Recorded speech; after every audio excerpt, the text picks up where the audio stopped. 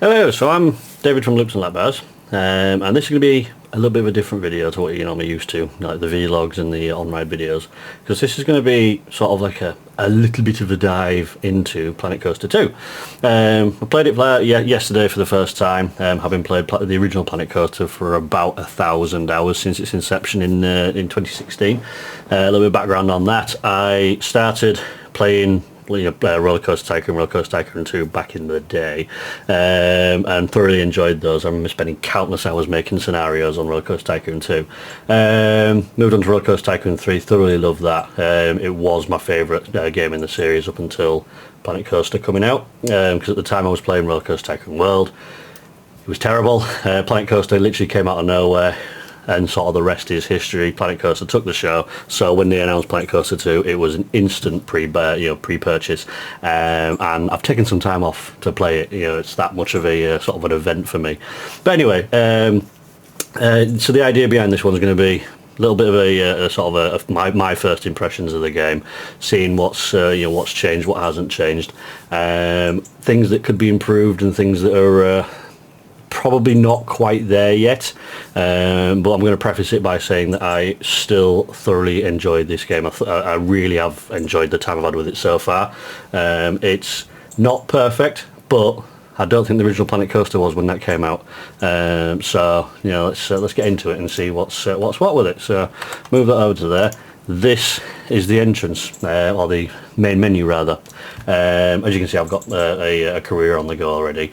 You have got career mode, which is split into prologues with different chapters, and I'm on I'm on the first chapter, but I've unlocked the second one, but I'm doing them in order because that's I think how you should do it. You've got franchise mode, very similar to Planet Zoo, so you can open up parks around the world. Combined sort of money pot. I think I've not looked into that, but that's something I'm looking forward to getting into once I finish the career. And sandbox mode, which is where we're going to head to first. I'm just going to create something here. I don't know, default.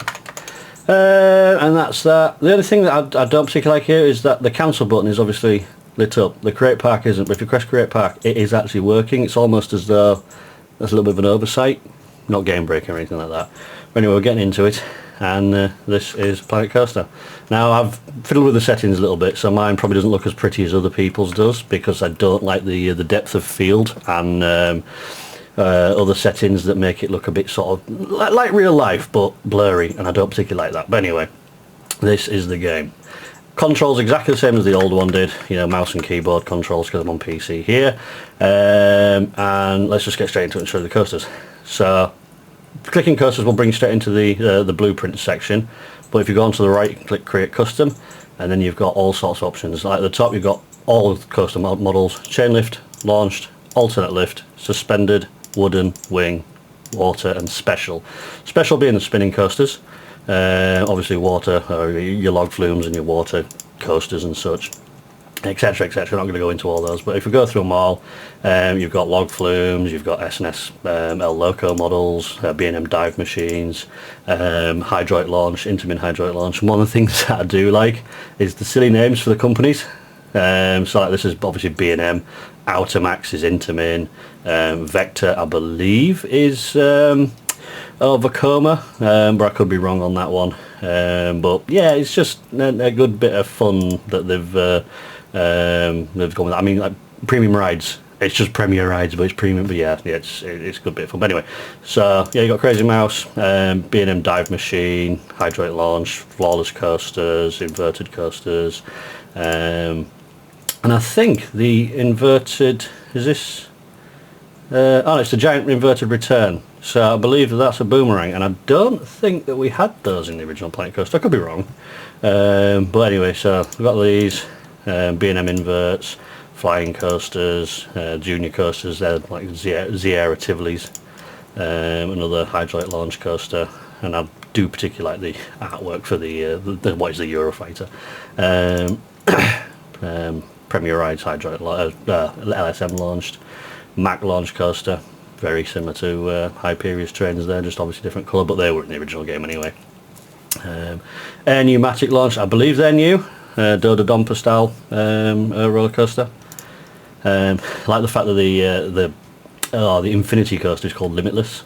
and I haven't had a go with one of those yet. I'll explain why in a moment. But then you got old looping, dark kinetics, aerodynamics, love that. And I do like this one as well. This one is a nod to Schwarzkopf, because Schwarzkopf's first name was Anton, so that's a Schwarzkopf roller coaster. They've called the manufacturer Anton. I like that.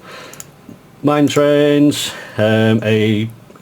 impulse, inverted impulse coasters, and these are the two big ones that everyone's been raving about. The Intamin multi-dimension coasters.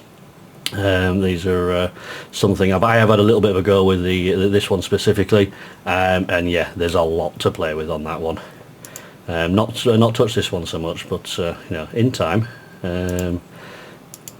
etc, etc. This one is based on Guardians of the Galaxy, Cosmic Rewind. Apparently, it's a ride I've not done. I do look forward to getting to it on one day, but that's that. RMC single rails, mega coasters, etc, etc. You get the idea. You might as well start, so might as well finish. But just going back to that one, Max spinning coasters. I'm hoping that at some point in the future we're going to get a DLC that adds Mack Extreme spinners, because I think in the previous game you could make Mack Extreme spinning coasters by messing with the settings and such, but I do much prefer it if there's just that model there and you can just get on with it. But you know, spinning coasters are wonderful. Wild Mice, water coasters, splashdowns. This is like your B&M hypercoaster such as Shambhala, and from what I've seen of other videos, I've not played with it yet, but it does actually interact with the water trough and it does actually make a splash, so that's cool. Stand-up coasters, world needs more of those, just saying. Star Loops, which are in real life they're Maurer. I think they're called Skywarps. I've never ridden one of those. Swaying Mine Train, Tipper Coaster, which they're tilt coasters, Vekoma tilt coasters, which Cedar Point's going to be getting one of those, and so is Six Flags Qiddiya, and I think there's another one at one of the race courses. I think it's one of the American racetracks is getting one for some reason anyway. Another water coaster by Intamin and Mack. Wave Coaster, which is the new B&M stand-up coaster. Automax Wing Coaster, so that's your Intamin wings. A B&M wing coaster again, and all the different variants of Woodies. There's plenty of those to go at, including one Wild Mouse, and the RMC hybrid topper and steel tracks, and finally Aerodynamics X Dimension coasters. So that's all your different types of coasters that you got in the game. Plenty to work at. Same with flat rides. Go into flat rides menu, you've got all sorts. I'm just going to go through these quite quick. You have a quick look at what they are. There are some new ones, such as Buoyancy, Board Slide, but some old returning ones. This one's new, Grand Carousel. They've only got the Grand Carousel in, they've not got the Venetian Carousel, I believe. Let me just check. Yeah, Venetian Carousel's not in, but you don't really need two variants of Carousel these days. Hammer swings, etc, etc. All the kind of stuff that you would expect, and in time, that one's new, looking forward to playing with that. Best flat ride in the world is one of those. And in time, I'm hoping that we get just more of like we did with the original Planet Coaster. They added so much in DLCs, and I have no problem with buying DLCs because it just makes a game that you already enjoy more so. There's your Zamperla Nebulas. Great to look at, not particularly fun to ride. They just take so long to load. And these are one of these I want to have a go at. Not very many of those about though. And what you're probably noticing as well is that like Upswing, for example, that the pirate ship is no longer themed, and the idea behind that is that you theme the rides now, which is a really good decision that they've made. All of them, as you can see, are very generic. Even where is it called? There's a little wheel. Just got to find it. That used to be incredibly pirate themed. It's around here somewhere. Maybe I've missed it. That one. Whirly Gig, I think it was called. That used to be very piratey themed, so it wouldn't fit in any other parts of your park, but now it's completely blank. It's a blank slate, so you can build that, and then you can mess with it. So you can add, if we go into customize, you can attach scenery. So if you really wanted to, you can put trees on it, and I'll just scale because there's something else, just for a laugh. Just have a look, see if it actually works. Test it. Yeah, there you go. You can have a tree on your ride if you really want to. Obviously that's really silly, but anyway, it's just a highlight of fact. It also showed off the new scaling feature, which is something that is absolutely wonderful. So if I just go back into that, you've got a tree, for example, this acacia I think it's called. You can now scale it, so you've got 100%, 200%, 50% and everything in between. So it means you've got essentially 150 different variants of tree for the same ones. That's a really cool thing. So it just adds variety to the game. So do like that. I've not really gone too much into the scenery because in scenario play you're obviously limited to certain things. So I've not seen all of the like different themes, such as what themes have they got? Hang on. Scenery themes. Got nature, Viking, resort, mythology, aquatic and planet coaster. I have seen a bit of the mythology theme and I do like that. I think that's a really good thing, and I hope in future that we do get our adventure stuff back, spooky stuff, as well as like things like pirate and you know, the other themes that we had in Planet Coaster, the original Planet Coaster. So yeah, looking forward to just more of that. So that's scenery. One of the things you probably noticed here is that there's a little lightning bolt above my ride. That means that it's not powered. One of the new features for Planet Coaster 2 is facilities. So you do have to, like you do with Planet Zoo, power things and make sure that your pools, which I'll go into in a second, are water. You've got water filtration and such. So if I put a power generator down and then a distributor, is that going to be in line? Yep, just put it like that, connect the two together, and then boom, we're now powered. So that ride can actually be opened, even though it's not accessible. I'm not going into that too much anyway.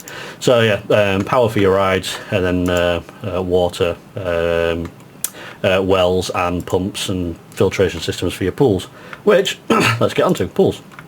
You can obviously, you've got like pre-built pools, which you can just sort of plop down, comes with flumes and such. Quite a nice little tidy design that. Or if you're like me, I have yet to use one of these ones. I've just been building my own, just create custom. And this is very similar to how the new pathing tools work. So you've got stampers, so you can stamp a pool, and then you can just sort of keep adding to it if you really want to. You can make a right mess, or you can do like I've been doing, and then you can use the draw tool. So starting point, let's put that is on curve, and then you can just make a pool. And is that actually fully circular? I don't think it is, but even still, I've not managed to do that yet. And something that's not been shown off is that there's different depths. So you've got wading depths. So if we just go into the stamp tool and just put like a put that along the edge, so people can wade into the pool. Obviously the flooring needs a bit of work, I think. Then you've got swimming, diving, which would be much deeper, and then shallows, which are even obviously shallower. So there you go. So I feel like these could be used very effectively to make large scale fountains and such, but I'm not the most creative of people. But yeah, I do like that, and I'm not entirely sure what happens if you build a pool and you put a diving board on a shallow section. I don't know how the game handles that. It won't do it because I've not got paths around the edge of it, but yeah, so that's kind of initial with pools. In the pool section, which I only just touched on last night, so I'm not really sure on it, but you can make lazy rivers, which is part in here. You can obviously add to it once you've made your pool. So let's say, for example, let's just get a really quick pool made. And is this gridding? It's not, but anyway. Oh, there we go. It's gridded. So let's say we want a really, really crap square lazy river. Well, it's not going to be lazy because it's shallow. You can, once you've done the pool extras, you can then put jets in it. It won't do it because obviously it's too shallow. Or once you've before you even start building your pool, you go create custom, make sure it's deep enough, it's a swimming pool size, and then I'm fairly certain it's line builder. There you go. So I can now add to this. Let's just do it like that. There we go. A lazy river has been added. The jets are in there, just underwater, just there. Like I say, it's not something I've played with all too much, but yeah, it's just so good. Is that same with the pathing tool, as I mentioned before. Click on paths. You've got all the same options as you do with pools, and you can add on to them just like so. There we go. But then Planet Coaster 1, one of the limitations was that you really had trouble filling this sort of area in. Not so much with Planet Coaster 2. So if we go on to Draw Tool, click there, oops, click there, and then just essentially fill in around. There we go. It's so good. It does have its limitations, which I might as well highlight. It doesn't particularly like slopes, at least from what I've found. I don't know if I'm not doing it right and such, but if your paths are on two different inclines, it will separate them.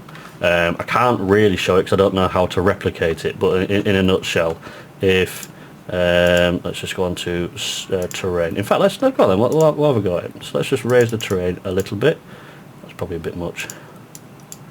There we go, and flatten to foundation. There we go. So there's obviously a defined difference in height. So if I now go on to paths, and I want to add on to this path, just like that, and there we go. It flattens the terrain. Now if I go up here onto this top bit, just like that, it then makes the two sort of at different levels. You can fiddle around with it, and it's still so much easier than the previous incarnation. But yeah, it's one of those things you just have to be a bit mindful that your paths, when you're drawing stuff like that, they don't tend to work on different levels. I would imagine if you use maybe a classic path, or you mess with these settings. It's not something I've messed with, but I'm not going too deep into this. It's just a little bit of a show-off sort of thing. Negatives. There is some stuff missing. I haven't noticed stuff, but I've noticed a lot of people complaining that there are a few things missing here and there. But my biggest gripe is the interface. It looks fine down here. This is exactly as you'd expect. A lot of things have been moved, which did make muscle memory a bit awkward to start with, because I was pressing things and the wrong button. But I don't particularly like the park management screen. This is obviously designed for console. I think this game was designed for console first, then ported to PC, and not the other way around like the previous one. It's perfectly functional, but I don't know. It just feels like there's so much wasted space. And does it really need to be full screen? Can I not have it, like a, I can't think of an example, like, we've gone paths. Can I have it like a floating thing like this? I'd like to see that changed. Other things I don't particularly get on with at the moment, staff. So I mean, staff are cool. Just really quick, they've got some new guys like the Viking and Bodhi and such. These are like really nice additions. But if I put down a mechanic, for example, he will go and do what he normally does. Fix his rides and stuff. I mean, he can't do anything. There's nothing to thing, but he'll go and fix rides and such. The only thing that I don't like, and I don't know if it's something that I've not figured out how it works. If I go over to here, go on to maintenance. There's the service status for servicing, and it seems like rides don't automatically get serviced, or from my experience, mechanics don't tend to prioritise servicing. They either have not got enough mechanics and the game expects you to put down a lot more than you used to have, or there's something not working quite right with the new work rosters thing, because it is incredibly difficult to understand. It's not been explained or anything like that in game yet, but in time I'm sure I'll figure out. But in a nutshell, if we go on to this button here, you've got staff schedules. So this is all the things that the staff will be doing during their day, such as having breaks and such. If you go on to this, you can press advanced settings, and you've got service and repair, research, and then in the service and repair options, you've got service rides, repair rides, service infrastructure and repair infrastructure. And if you essentially have to set mechanics to service rides only, otherwise they'll not do it. And I don't know, I find it a bit weird, because some of the scenarios I was playing last night, the mechanics would be looking for work, but then I'd be getting pop-ups on the left here saying that so-and-so's service stamp has expired and it's running the risk of breaking down. How can a mechanic be idle but rides need servicing, you know? But it's one of those things that either needs ironing out, or I need to figure out what I'm doing wrong with it. Other things, it's really about it, I think. There's not too many quarrels with the game. As I say, these look a bit sort of ugly, but I'm not going to let that worry me. Flumes are quite a cool thing. They do take a bit of getting used to. And one of the things I did notice, which I'll go into now that I've got a flume up. So there's a flume. That's the entrance. Let's just make a really quick one. Just like that. And then, which I find this is quite weird actually, that you click anywhere, there's no build button. So there's my flume end, place. Right, done. Now one of the things that I don't quite understand is, yesterday I was trying to make a small pool, so I had a limited amount of space, and I wanted to make this platform ever so slightly bigger to accommodate more flumes. You can put more flumes on here. If we go return to browser, another body slide, create a new platform, don't want to do that, so go to the start thing and I can just add on to here, but it then looks a bit cluttered. So I thought, oh, I want to make this this section a little bit bigger. Let's just delete that. There we go. Click on the thing. There is no option that I could see to edit it, so you can't make this platform any bigger, which means you go into the flume section, create flume, and then you've got this again. Okay, no, that was me just being silly. That wasn't snapping there last night, so clearly some setting has changed. So yeah, ignore me on that one. You can edit the size of these things, which is nice. I'm a fool on that one. One of the things I do like on this one as well, if I go on to this flume and then go to place entrance, the stairs. Wish we could have that for rides, for stations and such, so you can have more compact staircases. Such a good thing. And actually this might be a little bit of a tip for anybody who's getting into the game, because I couldn't figure it out until I just sort of played and experimented. Go on to flumes, create a flume. Let's go to like body slide, for example. Start, do that, and then would you like, it's just a really basic thing. Never mind, it's wrong flume. Ha! Let's just use the other one that I've used. There we go. A body flume. Right. Build it again, really quick. That comes down to floor level. Ending. You've got these sort of runoffs like you would in some swimming pool, some water parks and pools. It doesn't really sort of give you indication as to how guests get out. And I suppose now looking at it, it kind of does make sense. You build the path at the very end, so you just like that, and that's how you then connect it back to. It's going to look really ugly, but this is how you then connect it back to your pool, so people can get back in. I didn't realise that. I didn't know if you had to, you had to have existing path down or something like that, and then you have to build your exit over it so it lands on the path or something. I didn't know, but yeah, that one wasn't explained. But yeah, that's that. Overall, I'm quite impressed with it. I think the game looks really pretty. I like the fact that you can add scenery to rides, and actually if we just go back, exit to main menu, let's go into the scenario I was playing yesterday. So if you don't want spoilers, stop here, but it's not really spoiling too much. I'm only in the first one.